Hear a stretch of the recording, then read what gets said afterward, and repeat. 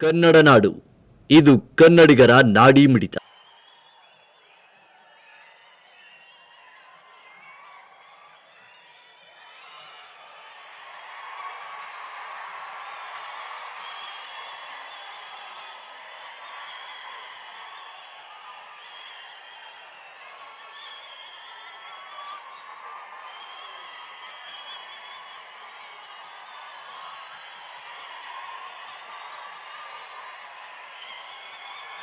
ಎಲ್ಲ ಕೂರಿ ಕೂರಿ ಕೂರ್ರಿ.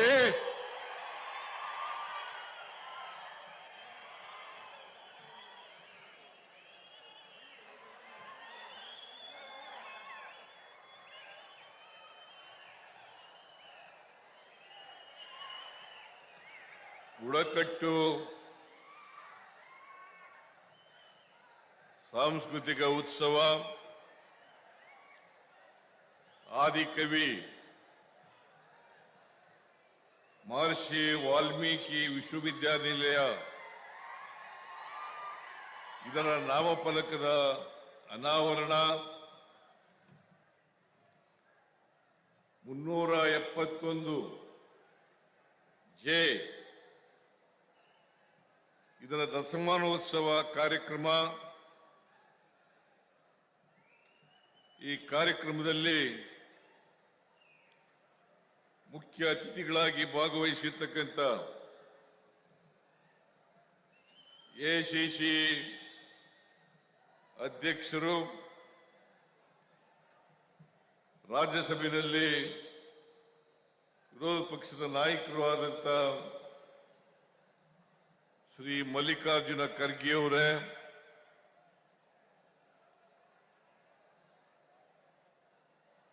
ಸಚಿವರುಗಳಾದಂಥ ಡಾಕ್ಟರ್ ಎಚ್.ಸಿ. ಮಹದೇವಪ್ಪ ಅವರೇ, KJ. George ಅವರೇ,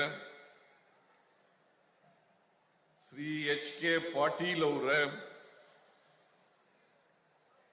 ಸತೀಶ್ ಜಾರಕಿಹೊಳಿ ಅವರೇ, ರಾಯಚೂರು ಜಿಲ್ಲಾ ಉಸ್ತುವಾರಿ ಸಚಿವರಾದಂಥ ಡಾಕ್ಟರ್ ಶರಣ್ ಪ್ರಕಾಶ್ ಪಾಟೀಲ್ ಅವರೇ, ಸಚಿವರಾದಂಥ ಶ್ರೀ ಶಿವರಾಜ್ ತಂಗಡಗಿ ಅವರೇ, ಡಾಕ್ಟರ್ ಸುಧಾಕರ್ ಅವರೇ,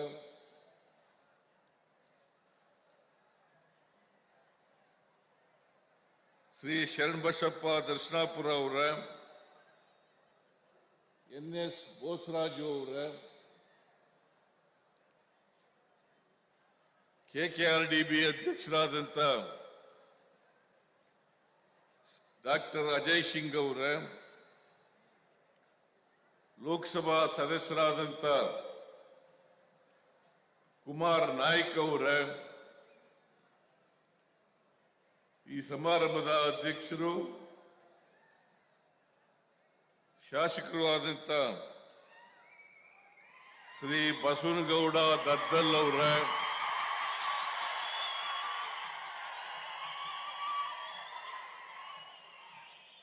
ಶಾಸಕರಾದಂಥ ಅಂಪನಗೌಡ ಬಾದರ್ಲಿ ಅವರೇ, ಶ್ರೀ ಅಂಪಯ್ಯ ನಾಯ್ಕ ಅವರೇ, ಶ್ರೀ ಚೆನ್ನಾರೆಡ್ಡಿ ಅವರೇ, ಶ್ರೀ ಬಸವನಗೌಡ ತುರ್ವಿಹಾಳ್ ಅವರೇ, ಮೇಲ್ಮನೆಯ ಸದಸ್ಯರಾದಂಥ ಚಂದ್ರಶೇಖರ್ ಪಾಟೀಲ್ ಅವರೇ, ಜಗದೇವ್ ಗುತ್ತೇದಾರ್ ಅವರೇ, ಶ್ರೀ ವಸಂತ್ ಕುಮಾರ್ ಅವರೇ, ಮಾಜಿ ಸಚಿವರಾದಂಥ ಅಮರೇಗೌಡ ಅವರೇ, ಗ್ಯಾರಂಟಿ ಯೋಜನೆಗಳ ಅನುಷ್ಠಾನ ಸಮಿತಿ ಉಪಾಧ್ಯಕ್ಷರಾದಂಥ ಶ್ರೀ ಮೆಹರೋಜ್ ಖಾನ್ ಅವರೇ, ಜಿಲ್ಲಾ ಕಾಂಗ್ರೆಸ್ನ ಅಧ್ಯಕ್ಷರಾದಂಥ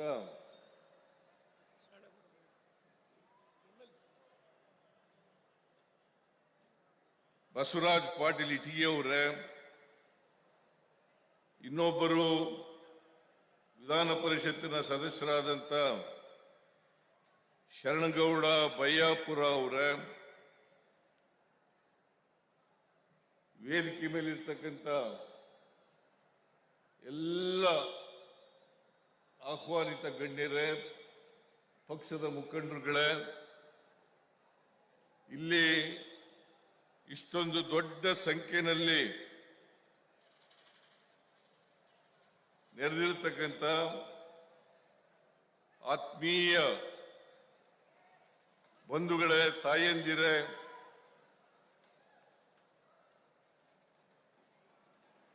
ಮಾಧ್ಯಮದ ಗೆಳೆಯರೇ, ಇವತ್ತು ರಾಯಚೂರು ಗ್ರಾಮಾಂತರ ಕ್ಷೇತ್ರದಲ್ಲಿ ಬಸವನಗೌಡ ಶ್ರೀ ದದ್ದಲ್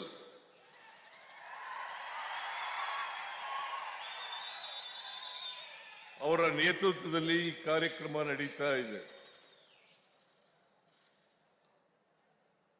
ಈ ಕ್ಷೇತ್ರದಲ್ಲಿ ಸುಮಾರು 936 ಕೋಟಿ ರೂಪಾಯಿಗಳ 936 ಕೋಟಿ ರೂಪಾಯಿಗಳ ಉದ್ಘಾಟನೆ, ಶಂಕುಸ್ಥಾಪನೆ ಮತ್ತು ಸವಲತ್ತುಗಳ ವಿತರಣೆ ಈ ಕಾರ್ಯಕ್ರಮ ನಡೀತಾ ಇದೆ. ಈ ಉದ್ಘಾಟನಾ ಕಾರ್ಯಕ್ರಮದಲ್ಲಿ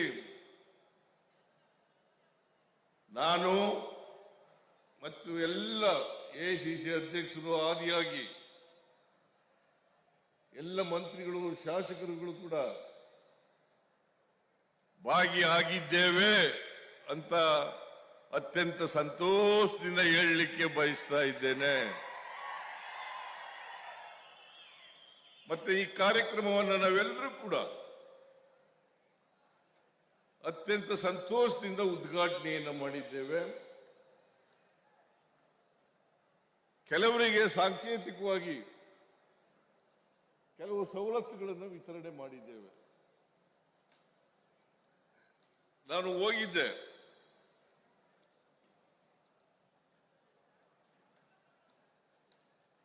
ಸುಮಾರು 100 ಕಾರುಗಳನ್ನ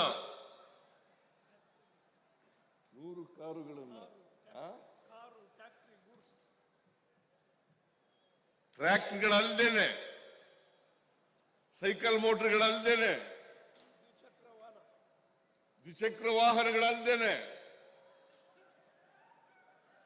ಇವತ್ತು ಅನೇಕ ಸವಲತ್ತುಗಳನ್ನ ಫಲಾನುಭವಿಗಳಿಗೆ ವಿತರಣೆ ಮಾಡಿದ್ದೇವೆ. ಆದರೆ ಸಾಂಕೇತಿಕವಾಗಿ ಮಾತ್ರ ವೇದಿಕೆ ಮೇಲೆ ಕೆಲವರಿಗೆ ವಿತರಣೆ ಮಾಡಿದ್ದೇವೆ. ಇನ್ನು ಉಳಿದವರಿಗೆ ಸಂಬಂಧಪಟ್ಟಂತ ಅಧಿಕಾರಿಗಳು ವಿತರಣೆಯನ್ನ ಮಾಡ್ತಾರೆ ಅಂತಕ್ಕಂಥ ಮಾತುಗಳನ್ನ ಹೇಳಲಿಕ್ಕೆ ಬಯಸ್ತಾ ಇದ್ದೇನೆ. ಇನ್ನೂ ಬಹಳ ಜನ ಮಂತ್ರಿಗಳು ಮಾತಾಡಬೇಕಾಗಿತ್ತು. ಸಮಯದ ಅಭಾವದಿಂದ ಬಹಳ ಜನ ಮಂತ್ರಿಗಳು ಮಾತಾಡಲಿಕ್ಕೆ ಸಾಧ್ಯ ಆಗಲಿಲ್ಲ. ಈಗಾಗಲೇ 3 ಗಂಟೆ ಆಗ್ತಾ ಬಂದಿದೆ. ಹಾಗಾಗಿ ನೀವು ಕೂಡ ಊಟ ಮಾಡಿಲ್ಲ, ನಾವು ಮಾಡಿಲ್ಲ.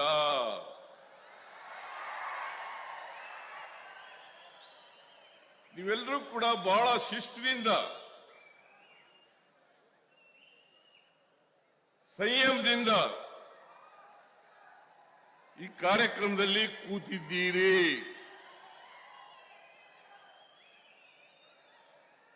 ನಿಮ್ಮ ಈ ಸಂಯಮ, ಶಿಸ್ತನ್ನ ನೋಡಿದ್ರೆ ನಮಗೆ ನಿಮ್ಮೆಲ್ಲರ ಆಶೀರ್ವಾದ ಯಾವಾಗಲೂ ಕೂಡ ಇರುತ್ತದೆ ಅಂತಕ್ಕಂಥ ಮಾತುಗಳನ್ನ ಹೇಳಲಿಕ್ಕೆ ಬಯಸ್ತಾ ಇದ್ದೇನೆ. ಕಳೆದ ವಿಧಾನಸಭಾ ಚುನಾವಣೆಯಲ್ಲಿ ಎಷ್ಟು ಸ್ಥಾನ ಗೆದ್ದಿದ್ದು ರಾಯಚೂರಿನಲ್ಲಿ? 4 ಸ್ಥಾನಗಳನ್ನ ಗೆದ್ದಿದ್ದೇವೆ. ಒಟ್ಟು 7 ಇರೋದು, 7ರಲ್ಲಿ 4 ಗೆದ್ದಿದ್ದೀವಿ. ಮಾನ್ಯ ಖರ್ಗೆ ಅವರು ಹೇಳಿದ್ದಾರೆ ಈಗಾಗಲೇ ಮುಂದಿನ ವಿಧಾನಸಭಾ ಚುನಾವಣೆಯಲ್ಲಿ 7ಕ್ಕೆ 7 ಕೂಡ ಗೆಲ್ಲಿಸಿಕೊಡಬೇಕು ಅಂತಕ್ಕಂಥ ಮನವಿಯನ್ನ ಮಾಡಿದ್ದಾರೆ. ಕಳೆದ ಲೋಕಸಭಾ ಚುನಾವಣೆಯಲ್ಲಿ 5 ಸ್ಥಾನಗಳಿಗೆ 5 ಕೂಡ ಗೆಲ್ಲಿಸಿಕೊಟ್ಟಿದ್ದೀರಿ. 5 ಲೋಕಸಭಾ ಸ್ಥಾನಗಳು ಕಲ್ಯಾಣ ಕರ್ನಾಟಕದಲ್ಲಿ ಇದ್ರೆ 5 ಸ್ಥಾನಗಳನ್ನು ಕೂಡ ಗೆಲ್ಲಿಸಿಕೊಟ್ಟಿದ್ದೀರಿ. ಅದಕ್ಕೋಸ್ಕರ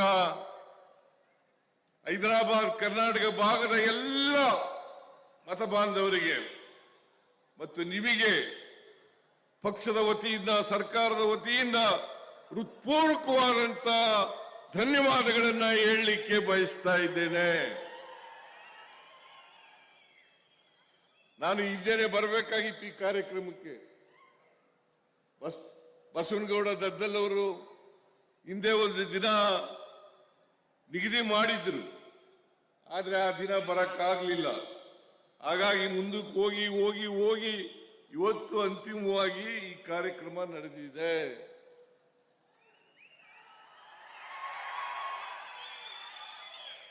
ರಾಯಚೂರು ಒಂದೇ ಕ್ಷೇತ್ರದಲ್ಲಿ, ರಾಯಚೂರು ಗ್ರಾಮಾಂತರ ಒಂದೇ ಕ್ಷೇತ್ರದಲ್ಲಿ 936 ಕೋಟಿ ರೂಪಾಯಿಗಳ ಉದ್ಘಾಟನೆ ಶಂಕುಸ್ಥಾಪನೆ ಕಾರ್ಯಕ್ರಮ ನಡೆದಿದೆ. ಪಾಪ ವಿರೋಧ ಪಕ್ಷದವರು ಇಲ್ಲಿ ಬಂದು ನೋಡಬೇಕು, ಇಲ್ಲಿ ಬಂದು ನೋಡಬೇಕು. ಗ್ಯಾರಂಟಿ ಯೋಜನೆಗಳನ್ನ ಜಾರಿ ಮಾಡಿ ಸಿದ್ದರಾಮಯ್ಯನವರ ಸರ್ಕಾರದಲ್ಲಿ ದುಡ್ಡಿಲ್ಲ,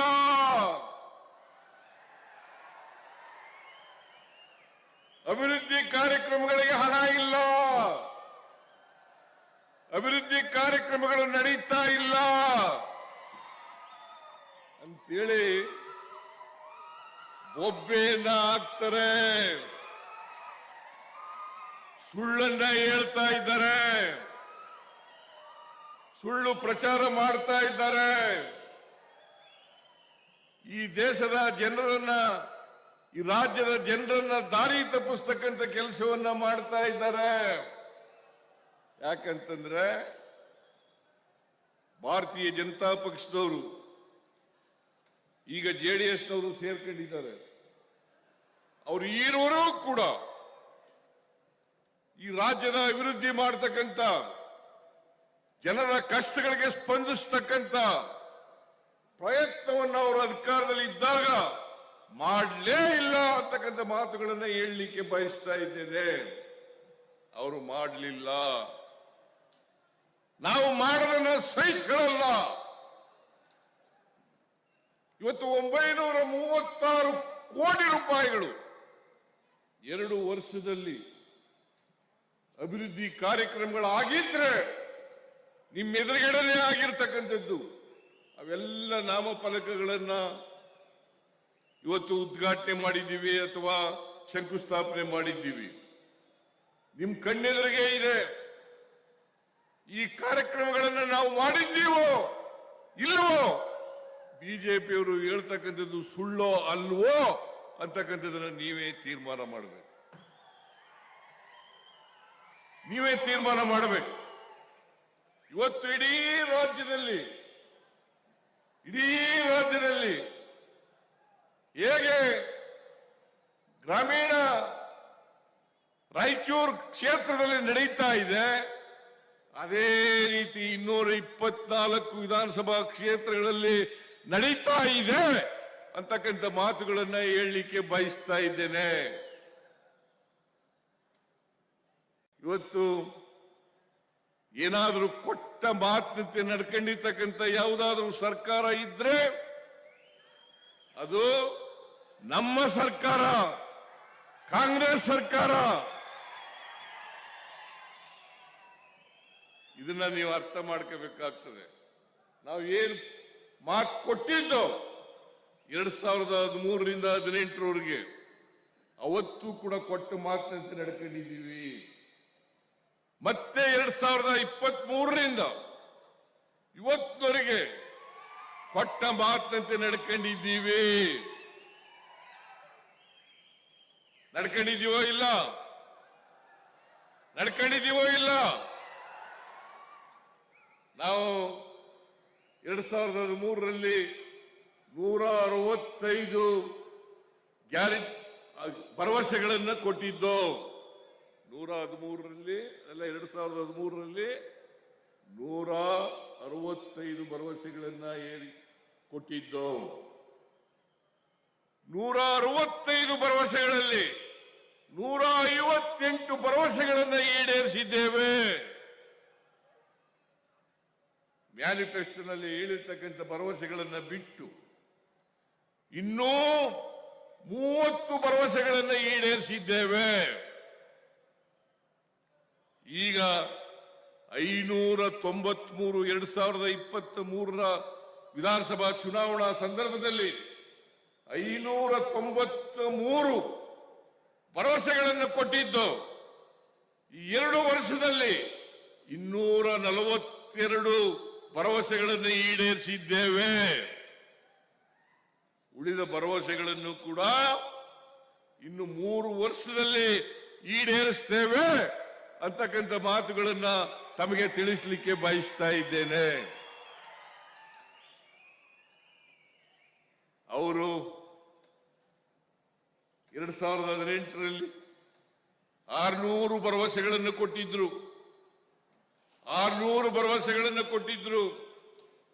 ಅದರಲ್ಲಿ 100ಕ್ಕೆ 10%, ಶೇಕಡಾ 10% ಭರವಸೆಗಳನ್ನು ಕೂಡ ಈಡೇರಿಸಲಿಕ್ಕೆ ಬಿಜೆಪಿಯವ್ರ ಕೈಲಾಗಲಿಲ್ಲ.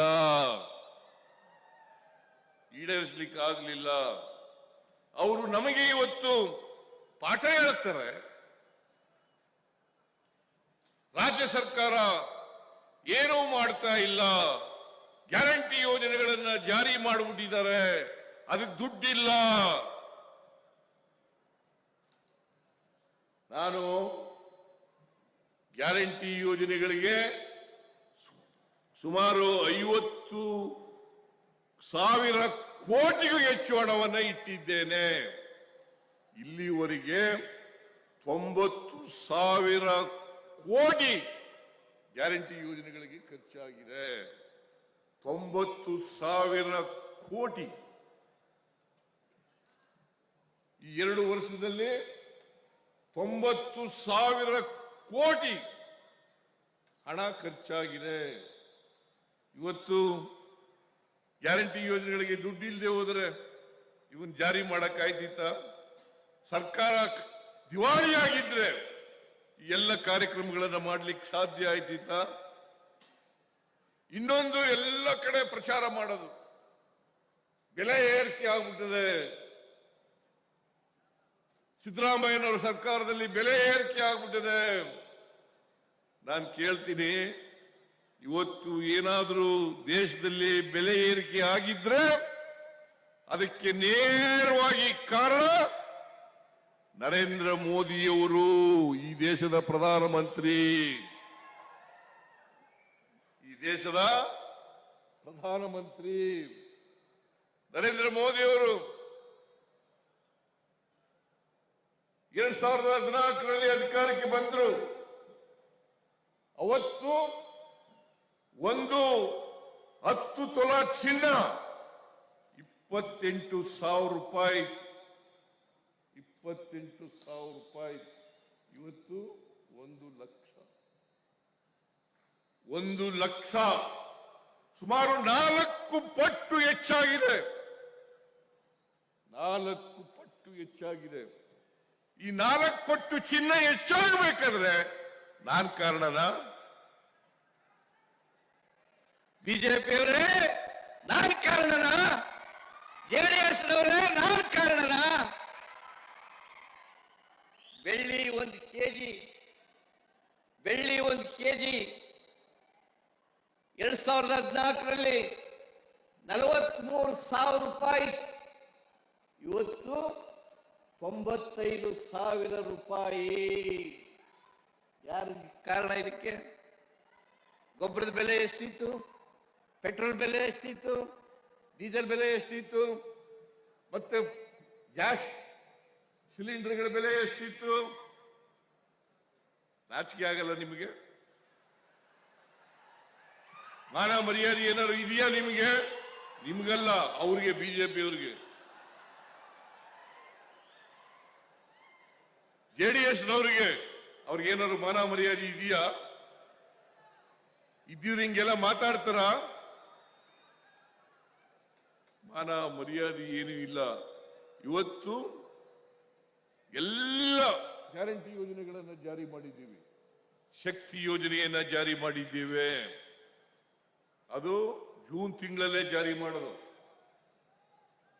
ಜುಲೈ ತಿಂಗಳಲ್ಲಿ ಅನ್ನಭಾಗ್ಯ, ಗೃಹ ಜ್ಯೋತಿ ಕಾರ್ಯಕ್ರಮವನ್ನು ಜಾರಿ ಮಾಡೋದು. 2023 ಜುಲೈನಲ್ಲೇ ಮಾಡೋದು ಅನ್ನಭಾಗ್ಯ, ಗೃಹ ಜ್ಯೋತಿ. ಆಗಸ್ಟ್ ತಿಂಗಳಲ್ಲಿ ಮೈಸೂರಿನಲ್ಲಿ ಇದೇ ಮಾನ್ಯ ಖರ್ಗೆ ಅವರು, ನಾನು, ರಾಹುಲ್ ಗಾಂಧಿ ಅವರು, DK ಶಿವಕುಮಾರ್ ಅವರು, ಲಕ್ಷ್ಮೀ ಹೆಬ್ಬಾಳ್ಕರ್ ಅವರು, ಮಾದೇವಪ್ಪನವರು ನಾವೆಲ್ಲರೂ ಕೂಡ ಹೋಗಿ ಉದ್ಘಾಟನೆಯನ್ನು ಮಾಡೋದು, ಜಾರಿ ಕೊಟ್ಟು ಸಾವಿರಾರು ಜನ ಸೇರಿದ್ರು. ಅವರ ಎದುರುಗಡೆ ಮಾಡೋದು. ಶಿವಮೊಗ್ಗದಲ್ಲಿ ಯಡಿಯೂರಪ್ಪನವರ ಜಿಲ್ಲೆ, ವಿಜಯೇಂದ್ರ ಅವರ ಜಿಲ್ಲೆ, ಆ ಜಿಲ್ಲೆನಲ್ಲಿ ಯುವ ನಿಧಿ ಕಾರ್ಯಕ್ರಮವನ್ನು ಜಾರಿ ಕೊಟ್ಟು. ಗೊತ್ತಾಗಲ್ಲ ನಿಮಗೆ? ಗೊತ್ತಾಗಲ್ಲ ನಿಮಗೆ? ವಿಜಯೇಂದ್ರ, ನೀವು ಇನ್ನೂ ಪಾಪ ರಾಜಕೀಯದಲ್ಲಿ ಇನ್ನೂ ಅನುಭವ ಆಗಬೇಕು ನಿನಗೆ. ಬಾಯಿ ಬಂದಾಗೆಲ್ಲ ಮಾತಾಡೋದಲ್ಲ, ಬಾಯಿ ಬಂದಾಗ ಮಾತಾಡಬಾರ್ದು. ವಿರೋಧ ಪಕ್ಷ ನಿಮ್ಮ ಬೆಲೆ ಕಡಿಮೆ ಆಗ್ತದೆ, ನಿಮ್ಮ ಗೌರವ ಕಡಿಮೆ ಆಗ್ತದೆ. ಇದನ್ನ ನೀವು ಅರ್ಥ ಮಾಡ್ಕೋಬೇಕು ಅಂತಕ್ಕಂಥ ಮಾತುಗಳನ್ನು ಹೇಳಲಿಕ್ಕೆ ಬಯಸ್ತಾ ಇದ್ದೇನೆ. ಇವತ್ತು 371J ಯಾರು ಮಾಡಿದ್ರು? ಅದನ್ನ 371J ಸಂವಿಧಾನಕ್ಕೆ ತಿದ್ದುಪಡಿ ತಗೊಂಡು ಸಂವಿಧಾನದಲ್ಲಿ ಕ್ಲಾಸ್ ಜೆ ಸೇರಿಸಬೇಕಾದ್ರೆ ಯಾರು ಕಾರಣ? ನೀವು ಕಾರಣನಾ? ನೀವು ಕಾರಣನ? ಬಿಜೆಪಿ ಅವರೇ, JDS-ನವರೇ, ನೀವಲ್ಲ. ಇದಕ್ಕೆ ಕಾರಣ ಮಾನ್ಯ ಖರ್ಗೆ ಅವರು, ಧರ್ಮಸಿಂಗ್ ಅವರು, ಇತರ ಎಲ್ಲ ಈ ಭಾಗದ ಮುಖಂಡರುಗಳು. ಇವರು ಕಾರಣನ ಹೊರತು ನೀವಲ್ಲ. ಕಾಂಗ್ರೆಸ್ನ ಮುಖ್ಯಮಂತ್ರಿ ಆಗಿದ್ದಂತ SM ಕೃಷ್ಣ ಅವರು ಅವತ್ತು ಅದ್ವಾನಿ ಅವರಿಗೆ ಪತ್ರ ಬರೀತಾರೆ. ಅದ್ವಾನಿ ಅವರು ಉಪಪ್ರಧಾನಿಯಾಗಿದ್ರು.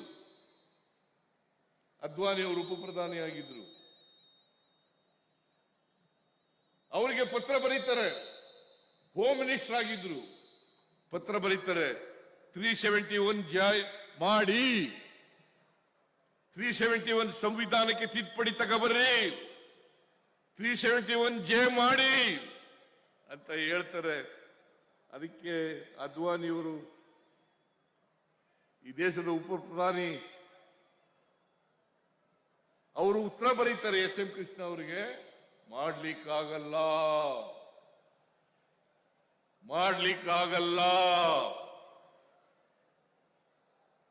ಈಗಾಗಲೇ ಹೇಗಾಯ್ತು ಅನ್ನೋದ್ರ ಬಗ್ಗೆ ಮಾನ್ಯ ಖರ್ಗೆ ಅವರು ಪ್ರಸ್ತಾಪ ಮಾಡಿದ್ದಾರೆ. 371J ಹೆಂಗಾಯ್ತು ಅಂತೇಳಿ 2013ರಲ್ಲಿ ನಾವು ಅಧಿಕಾರಕ್ಕೆ ಬಂದು, ಅಷ್ಟೊತ್ತಿಗೆ 2012ರಲ್ಲಿ ಅಮೆಂಡ್ಮೆಂಟ್ ಆಗಿತ್ತು. 371J ಅಮೆಂಡ್ಮೆಂಟ್ ಆಗಿತ್ತು. ಖರ್ಗೆ ಅವರು ಕೇಂದ್ರದಲ್ಲಿ ಮಂತ್ರಿ ಆಗಿದ್ರು. ನಾನು HK ಪಾಟೀಲ್ ಮಂತ್ರಿ ಆಗಿದ್ರು, ಗ್ರಾಮೀಣಾಭಿವೃದ್ಧಿ ಸಚಿವರಾಗಿದ್ರು. ಅವರು ಶರಣ್ ಪ್ರಕಾಶ್,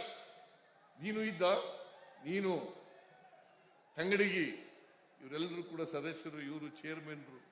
ನೀವು ವರದಿ ಕೊಟ್ರಿ, ಏನಾದ್ರು ಬದಲಾವಣೆ ಮಾಡದ್ನ ನಾನು? ಬದಲಾವಣೆ ಮಾಡಲಿಲ್ಲ. ಯಥಾವತ್ತಾಗಿ ಅವರು ಕೊಟ್ಟಂತ ವರದಿಯನ್ನ ಜಾರಿ ಕೊಟ್ಟಂತ ಸರ್ಕಾರ ಇದ್ರೆ ಅದು ಕಾಂಗ್ರೆಸ್ ಸರ್ಕಾರ, ಸಿದ್ದರಾಮಯ್ಯ ಸರ್ಕಾರ ಅಂತಕ್ಕಂಥದ್ದನ್ನ ಮರೀಲಿಕ್ಕೆ ಸಾಧ್ಯ ಇಲ್ಲ.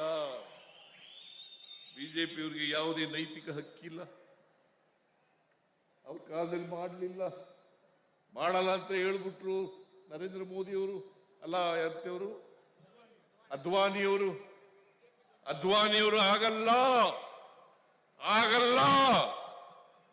ಇವತ್ತು ನಾವು ಅಧಿಕಾರಕ್ಕೆ ಬಂದ ಮೇಲೆ 2023ರಿಂದ ಇವತ್ತವರೆಗೆ 13,000 ಕೋಟಿ ರೂಪಾಯಿಗಳನ್ನು ಕೊಟ್ಟಿದ್ದೇವೆ. 13,000 ಕೋಟಿ ರೂಪಾಯಿಗಳನ್ನು ಕೊಟ್ಟಿದ್ದೇವೆ. ಏನಪ್ಪಾ ಶರಣ್ ಪ್ರಕಾಶ್, ನೀವು ಖರ್ಚು ಮಾಡಿ ಇನ್ನೂ ಜಾಸ್ತಿ ಕೊಡೋಣ.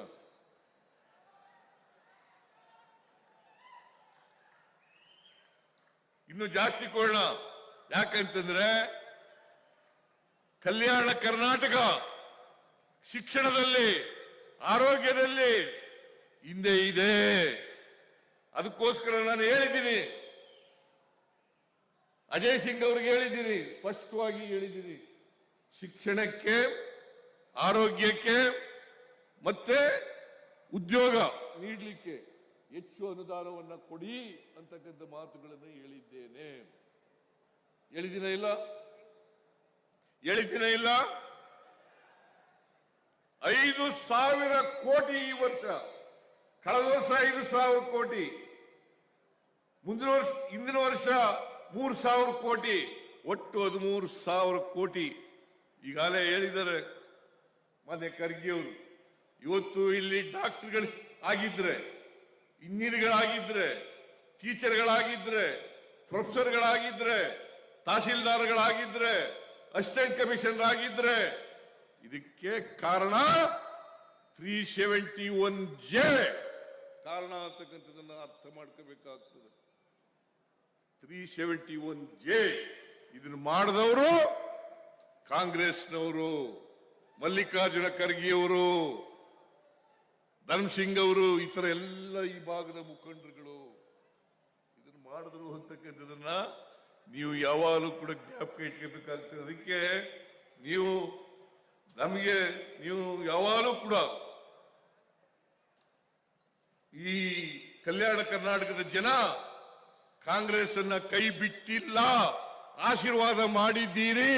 ಅದಕ್ಕೆ ನಿಮಗೆ ಶರಣೋ ಅಂತಕ್ಕಂಥ ಮಾತುಗಳನ್ನ ಹೇಳಲಿಕ್ಕೆ ಬಯಸ್ತಾ ಇದ್ದೀನಿ. ಮುಂದೇನು ಕೂಡ ಹೀಗೆ ಇರಲಿ. ನಾವು ನಿಮ್ ಜೊತೆ ಇರ್ತೀವಿ. ನೀವು ಬಿಜೆಪಿಯವ್ರ ಮಾತು ಕೇಳಕ್ ಹೋಗ್ಬೇಡಿ, JDS ನವ್ರ ಮಾತು ಕೇಳಕ್ ಹೋಗ್ಬೇಡಿ. ಅವರು ಸುಳ್ಳೇ ಹೇಳೋದು, ಅವ್ರ ಮನೆ ದೇವರೇ ಸುಳ್ಳು, ಬರೀ ಸುಳ್ಳು ಅಪಪ್ರಚಾರ ಮಾಡೋದು, ಸುಳ್ಳು ಅಪವಾದಗಳನ್ನು ಮಾಡೋದು, ಆಮೇಲೆ ತಪ್ಪಿಸ್ಕೊಳ್ಳೋದ್ರಿಂದ. ಅವರು 4 ವರ್ಷ ಅಧಿಕಾರದಲ್ಲಿದ್ರು, 3 ವರ್ಷ 10 ತಿಂಗಳು. ಯಾರಾದರೂ ಕೂಡ 2018ರಲ್ಲಿ ಲೋಕಸಭೆಗೆ ಹೆಚ್ಚು ಜನ ಗೆದ್ದಿದ್ರು, 2023ರಲ್ಲಿ ಹೆಚ್ಚು ಜನ ಗೆದ್ರು. ಕರ್ನಾಟಕಕ್ಕೆ ದೊಡ್ಡ ಅನ್ಯಾಯ ಆಗ್ತಾ ಇದೆ. ಇವತ್ತವರೆಗೆ ಯಾರು ಬಾಯಿ ಬಿಟ್ಟಿದ್ದೀರಾ?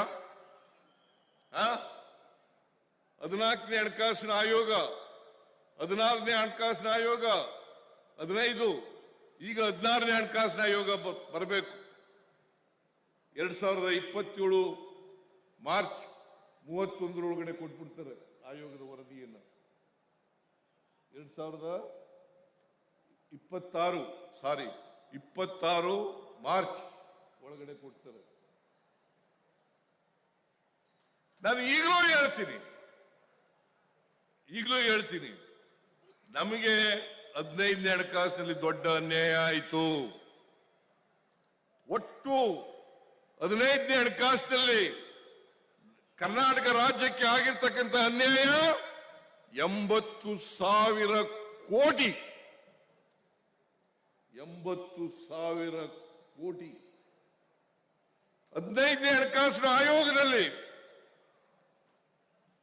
ನಮಗೆ 15ನೇ ಹಣಕಾಸಿನ ಆಯೋಗ 11,495 ಕೋಟಿ ವಿಶೇಷವಾಗಿ ಕರ್ನಾಟಕಕ್ಕೆ ಅನ್ಯಾಯ ಆಗಿದೆ, ಅದು ಸರಿಪಡಿಸಬೇಕಾದ್ರೆ ವಿಶೇಷ ಅನುದಾನ, ವಿಶೇಷ ಗ್ರಾಂಟ್ಸ್ ಅನ್ನ ಕೊಡಿ ಅಂತೇಳಿ ಹೇಳಿದ್ರು, ಕೊಡ್ಲಿಲ್ಲ. ಒಬ್ಬ ಲೋಕಸಭಾ ಸದಸ್ಯರು ಕೂಡ ಕೇಳಲಿಲ್ಲ. ಇದು ಬಿಜೆಪಿಯವರ ಕಥೆ, ಇದು ಬಿಜೆಪಿಯವರ ಕಥೆ. ಅವರು ಮಾಡಿರ್ತಕ್ಕಂಥ ಅನ್ಯಾಯ, ಕರ್ನಾಟಕ ರಾಜ್ಯಕ್ಕೆ ಮಾಡಿರ್ತಕ್ಕಂಥ ಅನ್ಯಾಯ. ನಾನು 2 ಮೆಮೊರಾಂಡಮ್ ಕೊಟ್ಟಿದ್ದೀನಿ. ಒಂದು ಮೇನ್ ಮೆಮೊರಾಂಡಮ್, ಇನ್ನೊಂದು ಅಡಿಷನಲ್ ಮೆಮೊರಾಂಡಮ್ 16ನೇ ಹಣಕಾಸಿನ ಆಯೋಗಕ್ಕೆ ಕೊಟ್ಟಿದ್ದೀನಿ. ಪ್ರೈಮ್ ಮಿನಿಸ್ಟರ್ನು ಕೂಡ ಭೇಟಿ ಮಾಡ್ತೀನಿ, ಹಣಕಾಸಿನ ಮಂತ್ರಿನೂ ಕೂಡ ಭೇಟಿ ಮಾಡ್ತೀನಿ. ಈ ಸಾರಿ ಆದರೂ 15ನೇ ಹಣಕಾಸಿನಲ್ಲಿ ಆಗಿರ್ತಕ್ಕಂಥ ಅನ್ಯಾಯವನ್ನ 16ನೇ ಹಣಕಾಸಿನ ಆಯೋಗದಲ್ಲಿ ಸರ್ ಮಾಡಿಕೊಡಿ ಅಂತಕ್ಕಂಥ ಒತ್ತಾಯವನ್ನ ಮಾಡ್ತಕ್ಕಂಥ ಪ್ರಯತ್ನವನ್ನ ಮಾಡ್ತೇನೆ. ನೋಡೋಣ ಏನ್ ಮಾಡ್ತಾರೆ ಅಂತೇಳಿ. ಆದ್ರಿಂದ ನಾ ಡೆಲ್ಲಿಗೆ ಹೋಗ್ತಾ ಇರೋದೇ ಅದಕ್ಕೋಸ್ಕರ, ಡೆಲ್ಲಿಗೆ ಹೋಗಿ ಪ್ರೈಮ್ ಮಿನಿಸ್ಟರ್ ಅನ್ನ, ಹಣಕಾಸಿನ ಮಂತ್ರಿಯನ್ನ ಭೇಟಿ ಮಾಡಿ ಅವರಿಗೆ ಮನವರಿಕೆ ಮಾಡಿಕೊಡ್ತಕ್ಕಂಥ ಪ್ರಯತ್ನವನ್ನ ಮಾಡ್ತೇನೆ ಅಂತಕ್ಕಂಥದ್ದು. ಯಾಕಂದ್ರೆ ಕರ್ನಾಟಕ ರಾಜ್ಯ ಇದೆಯಲ್ಲ, 14ನೇ ಹಣಕಾಸಿನಲ್ಲಿ 4.7% ಬಂದಿತ್ತು ನಮಗೆ ಡೆವಲ್ಯೂಷನ್ ನಲ್ಲಿ. ತೆರಿಗೆ ಹಂಚಿಕೆನಲ್ಲಿ 4.7, 15ನೇ ಹಣಕಾಸಿನಲ್ಲಿ 3.6 ಆಗ್ಬಿಡ್ತು. 3.6 ಆಗೋಯ್ತು. ಅಂದ್ರೆ 1.1% ಕಡಿಮೆ ಆಯಿತು. ಒಟ್ಟಾರೆ 23% ನಮಗೆ ಕಡಿಮೆ ಆಯಿತು. 23% ಕಡಿಮೆ ಆಯಿತು. ಇದನ್ನ ಯಾವ ಬಿಜೆಪಿಯವರು ಮಾತಾಡಲ್ಲ, ಯಾವ ಲೋಕಸಭಾ ಸದಸ್ಯರು ಮಾತಾಡಲ್ಲ, ಯಾವ MLA ಮಾತಾಡಲ್ಲ. ಇದು ಕರ್ನಾಟಕಕ್ಕೆ ಮಾಡಿರ್ತಕ್ಕಂಥ ಮೋಸ, ಕರ್ನಾಟಕಕ್ಕೆ ಮಾಡಿರ್ತಕ್ಕಂಥ ಅನ್ಯಾಯ. ಇದ್ರ ಬಗ್ಗೆ ಬಿಜೆಪಿಯವರು ಮಾತಾಡಲಿ. ಅವ್ರಿಗೆ ಧೈರ್ಯ ಇದ್ರೆ ಕೇಂದ್ರ ಸರ್ಕಾರಕ್ಕೆ ಒತ್ತಡವನ್ನ ಹಾಕ್ತಕ್ಕಂಥ ಕೆಲಸವನ್ನ ಮಾಡ್ಲಿ ಅಂತಕ್ಕಂಥ ಮಾತುಗಳನ್ನ ಹೇಳಲಿಕ್ಕೆ ಬಯಸ್ತಾ ಇದ್ದೇನೆ.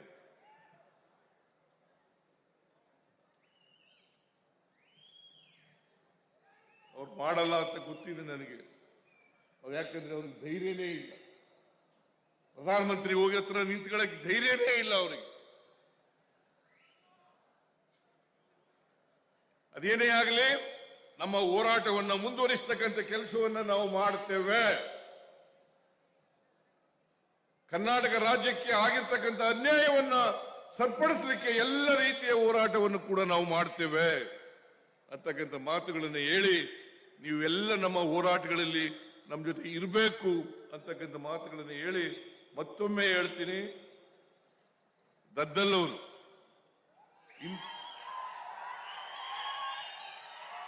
ಪರಿಶಿಷ್ಟ ವರ್ಗಗಳ ಅಧ್ಯಕ್ಷರಾಗಿ ಉತ್ತಮವಾದ ರೀತಿಯಲ್ಲಿ ಕೆಲಸ ಮಾಡ್ತಾ ಇದ್ದಾರೆ. ಬಹುಶಃ ಅದಕ್ಕೆ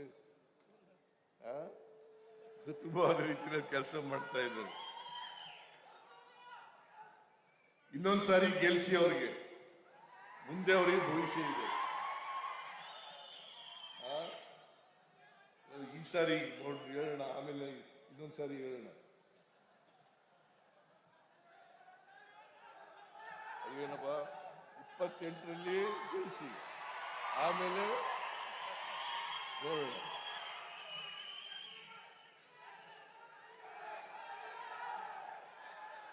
ಅದರಿಂದ ನಾನು ಹೆಚ್ಚು ಮಾತಾಡ್ಲಿಕ್ಕೆ ಹೋಗಲ್ಲ, ಸಮಯ ಆಗಿದೆ, ದಯವಿಟ್ಟು ಕ್ಷಮಿಸಿ. ಈಗಾಗಲೇ ಖರ್ಗೆ ಅವರು ಅನೇಕ ವಿಚಾರಗಳನ್ನು ಪ್ರಸ್ತಾಪ ಮಾಡಿದ್ದಾರೆ, ರಾಷ್ಟ್ರ ರಾಜಕಾರಣದ ಬಗ್ಗೆ ಎಲ್ಲ ಪ್ರಸ್ತಾಪ ಮಾಡಿದ್ದಾರೆ. ನಾನು ಅದನ್ನೆಲ್ಲ ಪ್ರಸ್ತಾಪ ಮಾಡಕ್ ಹೋಗಲ್ಲ ಅಂತಕ್ಕಂಥ ಮಾತುಗಳನ್ನು ಹೇಳಿ, ನಿಮ್ಮೆಲ್ರಿಗೂ ನಿಮ್ಮ ಆಶೀರ್ವಾದ ಕಾಂಗ್ರೆಸ್ ಪರವಾಗಿ ಇರಲಿ. ನೀವಿನ್ನೂ ಕನ್ನಡ ನಾಡು ವಾಹಿನಿಯನ್ನ ಸಬ್ಸ್ಕ್ರೈಬ್ ಮಾಡಿಕೊಂಡಿಲ್ವಾ? ಹಾಗಾದರೆ ಈಗಲೇ ಸಬ್ಸ್ಕ್ರೈಬ್ ಮಾಡಿ, ಪಕ್ಕದಲ್ಲಿ ಕಾಣುವ ಬೆಲ್ ಐಕಾನ್ನ ಕ್ಲಿಕ್ ಮಾಡಿ ನೋಟಿಫಿಕೇಶನ್ ಪಡೆಯಿರಿ.